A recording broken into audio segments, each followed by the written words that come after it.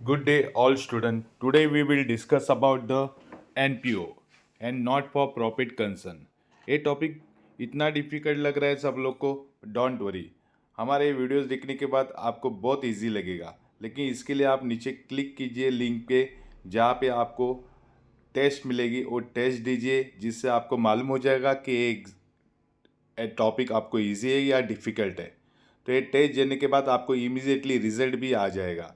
इसके लिए आपको नीचे दिए हुए लिंक पे क्लिक करना पड़ेगा, फॉर्म फिलअप करना पड़ेगा, जिसके आपको रिजल्ट भी मिलेगा और बहुत सारे फ्री कंटेंट भी देखने मिलेंगे जो अलग अलग टॉपिक के बारे में रहेंगे। तो चलो देखेंगे एनपीओ के video. Now we will discuss about the new topic, account of non for profit concern, NPO। यानी एक कौन सा अकाउंट्स है। देखो एनपीओ में क्या होता है, जो अकाउंट्स करेंगे नॉट फॉर प्रॉफिट कंसर्न, यानी प्रॉफिट का नहीं रहेगा। तो देखो एग्जैक्टली इसका मीनिंग समझ में लेते हैं तो ये टॉपिक समझ में आएगा। तो मीनिंग में देखो क्या बोला इधर, non trading organisation are those organisation which are not engage in trading activity, यानी जो एक्टिविटी ट्रेडिंग एक्टिविटी नहीं है उसको बोलते हैं एनपीओ। एनपीओ यानी नॉट फॉर प्रॉफिट ऑर्गेनाइजेशन, यानी ये ऑर्गेनाइजेशन प्रॉफिट के लिए नहीं रहती है, इसमें ट्रेडिंग एक्टिविटी नहीं होती है, ज्यादा करके इसमें सर्विस प्रोवाइड किया जाता है। देखो आगे मीनिंग में क्या बोला है, these organisation provide social such as social welfare, cultures, education, arts, health guidance, sports है, चैरिटी एंड रिलीजियस है। देखो ये सब एक्टिविटी में ट्रेडिंग नहीं होती है, ये सब सर्विस ओरिएंटेड एक्टिविटी है, इसमें प्रॉफिट मेकिंग नहीं रहती है।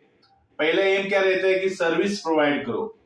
Okay, so aim of such organisation, यानी ऑर्गेनाइजेशन का एम क्या है, is not to make profit, profit नहीं बनाने का, but to provide service to the people, यानी सर्विस प्रोवाइड करने का। इसलिए इसको बोलते हैं नॉट फॉर प्रॉफिट कंसर्न, यानी नॉट फॉर प्रॉफिट ऑर्गेनाइजेशन, यानी एनपीओ। यानी ये ऑर्गेनाइजेशन ऐसे है जो प्रॉफिट के लिए नहीं रहती है, सर्विस ओरिएंटेड रहती है। ओके, तो ये एनपीओ का मीनिंग था कि जितने भी रिलीजियस है, चैरिटी है, आर्ट्स है, स्पोर्ट्स एक्टिविटी है, वेलफेयर एक्टिविटी है, एजुकेशन है, हेल्थ है, इसमें देखो हम लोग प्रॉफिट नहीं कमाते, खाली सर्विस प्रोवाइड करते हैं। पहली प्रायोरिटी क्या, सर्विस प्रोवाइड करो, तो उसको बोलते हैं एनपीओ, यानी नॉट फॉर प्रॉफिट ऑर्गेनाइजेशन। अभी इसके कुछ इंपॉर्टेंट टर्म्स हैं जो अकाउंट में, अलग अलग अकाउंट में कुछ टर्म्स दिए, तो इसमें कुछ टर्म्स है हम लोग पहले डिटेल में देखेंगे तो ये टॉपिक आसान हो जाएगा। तो पहला टर्म्स है देखो सब्सक्रिप्शन। सब्सक्रिप्शन का मीनिंग क्या होता है, so subscription received from members as monthly basis पे लेते हैं, एनुअल यानी साल में लेते हैं, या लमसम यानी एक साथ लेते हैं फॉर लाइफ में। यानी आप जिम में चले जाते हो तो देखो तो सब्सक्रिप्शन फीस भरना पड़ता है, आप लाइब्रेरी में जाते हो तो उसको सब्सक्रिप्शन फीस भरना पड़ता है, आप कॉलेज स्कूल में जाते हो तो उसको सब्सक्रिप्शन फीस भरना पड़ता है। ओके, आप कोई जिम्नाशियम में जाते हो तो उधर one time life time fees होता है, तो इसको बोलते हैं सब्सक्रिप्शन। तो ये ऑर्गेनाइजेशन का क्या हो गया, रेवेन्यू हो गया, इसलिए it is a revenue receive बोला है। बिकॉज क्यों, क्योंकि it is recurring in nature, क्योंकि हर महीने में हर साल में हमें पैसा पे करने का है, जब तक हम लोग को उधर ज्वाइन होने का है, जब तक वो इंस्टीट्यूट या कॉलेज या कुछ भी जो उधर जिम रहेगा उधर एक्सरसाइज करने के, तो उधर सब्सक्रिप्शन भरना पड़ेगा। इसलिए it is a revenue in nature, यानी रिकरिंग इन नेचर, यानी बार बार आने वाला खर्च, इनकम जो रहता है उसको रेवेन्यू इनकम बोलते हैं। और यहाँ इसको कहाँ पे दिखाया जाता है, तो it is shown in the credit side of income and expenditure account.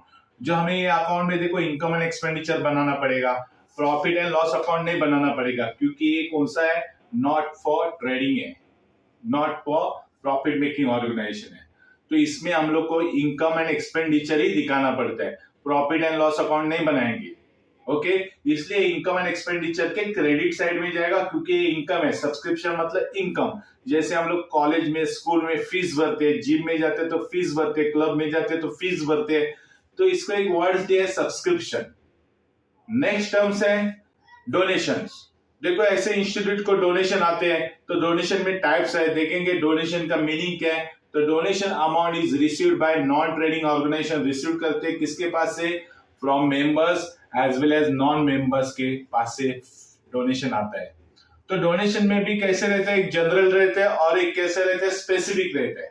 General donation यानी क्या, जो हम लोग यूज टू रोज के डेली के यूज के लिए लेते हैं।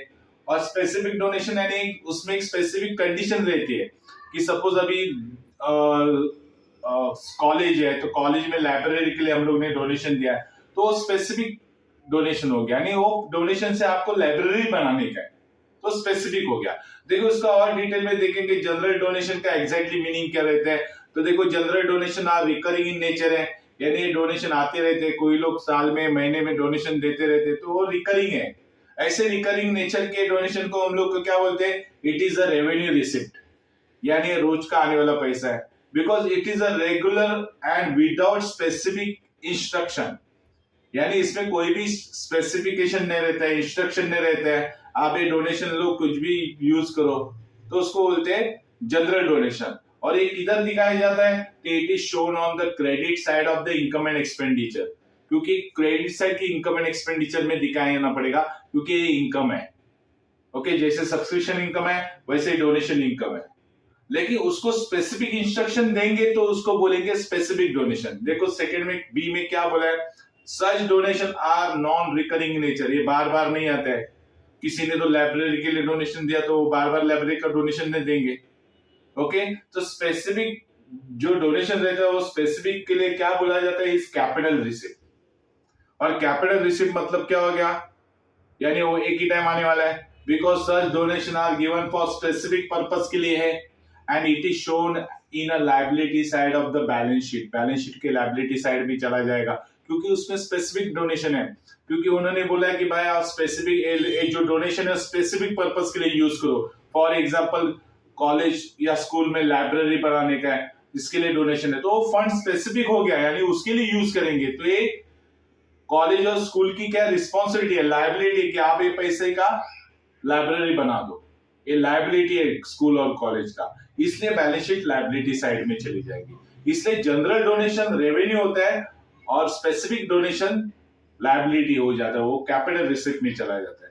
तो दोनों में फर्क समझो, कोई भी इंस्ट्रक्शन दिया रहेगा तो समझो ये स्पेसिफिक है तो लाइबिलिटी, नई इंस्ट्रक्शन है तो जनरल डोनेशन है तो इनकम हो गया। बाद में देखेंगे थर्ड है entrance fees and admission fees. देखो एंट्रेंस फीस, हम लोग एंट्रेंस करते समय भी एंट्रेंस फीस होती है, जैसे it is an income of the organisation है। एंट्रेंस में भी रेवेन्यू भी होती है और कैपिटल रिसिप्ट भी होती है। इसमें भी दो टाइप्स है, रेवेन्यू बोलेगा तो इनकम, कैपिटल रिसिप्ट बोलेगा तो लॉन्ग टर्म हो गया, लाइबिलिटी हो गया। सपोज किसने एडमिशन लाइफ टाइम की पे की तो वन टाइम है, तो क्या होगी, लाइबिलिटी हो जाएगी, भाई उसको पूरे साल लाइफ तक हमें इंस्टीट्यूट यूज करने को देने का है, जिम यूज करने को देने का है, लाइब्रेरी यूज करने को देने का है। तो देखो देखेंगे इसमें डिफरेंस क्या है, if it is a regular recurring in nature रहेगा तो then it is a revenue in nature बोला जाएगा। Such income is shown in कहां पे जाएगा, इनकम एंड एक्सपेंडिचर में चला जाएगा, क्रेडिट साइड में, क्योंकि ये भी इनकम ही है ना, इनकम एंड रिसिप्ट ही है, लेकिन ये रोज का आने वाला इनकम है, इसलिए रेवेन्यू इनकम होता है। लेकिन इफ द इनकम, यानी ऐसा इनकम कैसा रहेगा, it is non recurring in nature, यानी नॉन रिकरिंग यानी बार बार नहीं आता है, then it is a capital receipt बोला जाता है। सच रिसिप्ट को क्या बोलते हैं हम लोग, कैपिटल रिसिप्ट। और ये कहां पे दिखाते हैं, it is added to the capital fund में हम लोग ऐड करते, नहीं तो लायबिलिटी में सेपरेट ना, आप कैपिटल फंड में ऐड ही करो, ये बेस्ट है, क्योंकि this is known as a capitalisation of the entrance fees. क्योंकि उधर मेंशन भी करते कभी भी कि आप एंट्रेंस फीस क्या करो, कैपिटलाइज करो, यानी कैपिटल में ऐड करो। ये तीनों भी इनकम है, लेकिन ये तीनों इनकम में जो स्पेसिफिक है वो स्पेसिफिक चीज के लिए तो लायबिलिटी या कैपिटल फंड में ऐड हो जाएगा, और जनरल रहेगा तो रेवेन्यू करके इनकम में चला जाएगा। आगे भी देखेंगे कुछ टर्म्स। तो नेक्स्ट है फोर्थ वन, जैसे लाइफ मेंबरशिप फीस है। देखो लाइफ मेंबरशिप फीस भी वन टाइम यूज होती है। सच फीस आर पेड, ये फीस कब भी पेड होती है, तो such fees are paid once in a life time of the members के लाइफ में एक ही बार भरती है, इसलिए it is a capital receipt है, इसलिए it is added to the capital fund में ऐड हो जाएगा इन लायबिलिटी साइड में। लायबिलिटी साइड में कैपिटल रहता है, उसमें कैपिटल में ऐड हो जाएगा, क्योंकि ये वन टाइम ही फीस पे होने वाले, ये बार बार आने वाली नहीं है। नेक्स्ट है फीस लेगेसीज। लेगेसीज का मीनिंग क्या होता है, legacies mean money and property is given by the deceased person. Deceased person यानी कौन, after death of the person, कोई मर जाता है तो उसके नाम से जो भी पैसा रहता है वो लोग डोनेट करते हैं या फंड करके देते हैं यूज करने को, तो उसको बोलते हैं legacies. It is non recurring nature, ये बार बार नहीं आते, कभी कभी आता है। Hence it is a capital receipt है और इसे हमें ऐड करने का है कैपिटल फंड में। जो भी फंड वन टाइम आएगा, एक ही बार आएगा, बार बार नहीं आएगा, उसको कैपिटल फंड में ऐड करो, नहीं तो लायबिलिटी साइड में एज अ स्पेसिफिक करके दिखा दो। नेक्स्ट है 6 है गवर्नमेंट फंड। गवर्नमेंट फंड में एग्जैक्टली क्या होता है, when the specific instruction are given with the government grant, यानी गवर्नमेंट के ग्रांट्स आते हैं, सब्सिडीज आते हैं, तो वो भी स्पेसिफिक रहेंगे तो क्या होने वाला है, should be added to the capital fund में ऐड हो जाएंगे या show separately in the liability side of the balance sheet में। जैसे गवर्नमेंट देखो ग्रांट देती है विदाउट स्पेसिफिक इंस्ट्रक्शन, तो should be consider as a revenue. मैंने पहले बोला स्पेसिफिक इंस्ट्रक्शन नहीं रहेगा तो रेवेन्यू है, अगर स्पेसिफिक इंस्ट्रक्शन रहेगा तो कैपिटल फंड में ऐड हो जाएगा। अगर इधर स्पेसिफिक इंस्ट्रक्शन नहीं है तो क्या करेंगे, it is shown in the credit side of the income and expenditure account, credit side में दिखाएंगे। मैंने दोनों का फर्क दिखाया, स्पेसिफिक और जनरल। स्पेसिफिक बोलेगा तो सिंपल है, लायबिलिटी में चला जाएगा, कैपिटल फंड में ऐड हो जाएगा या सेपरेटली दिखाओ, और जनरल रहेगा तो इनकम एंड एक्सपेंडिचर अकाउंट के क्रेडिट साइड में दिखाओ। देखो 7th वाला है एंडोमेंट फंड। एंडोमेंट फंड यानी क्या, it is also one type of the क्या है, gift given by donor. Donor gift देता है, उसको एंडोमेंट फंड बोलते हैं।